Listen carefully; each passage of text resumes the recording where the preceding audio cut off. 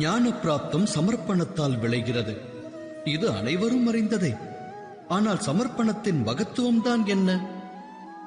அது பற்றி தாம் சிந்தித்ததுண்டா? மனிதனுடைய மனம் ஞான பிராப்தம் பெறும் வேளையில் வேறு பல எண்ணங்களையும் தோன்ற வைக்கும்.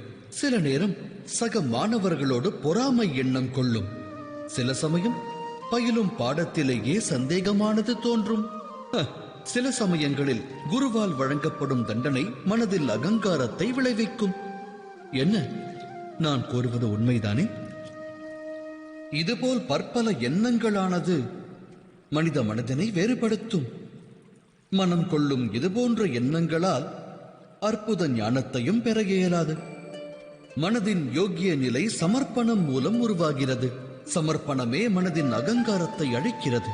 ஆணவம், துவேஷம், பொறாமை அனைத்தையும் ஒழித்து இதயத்திற்கு சமர்ப்பணம் நிர்மலமான நிம்மதியை அளிக்கிறது.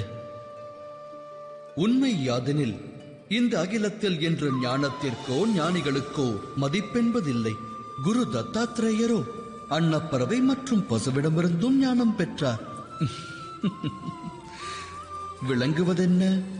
அது பிரம்ம ஞானமானாலும், வாழ்க்கை ஞானமானாலும், இல்லை குருகுலத்தின் கல்வி ஞானமானாலும், அதன் பிராப்தத்தை பெற குருவை விட மகத்துவமானது அந்த குருவிடம் கொள்ளும் சமர்ப்பணமே. இது சத்தியம்தானே? சிந்தித்து செயலாற்றுங்கள்.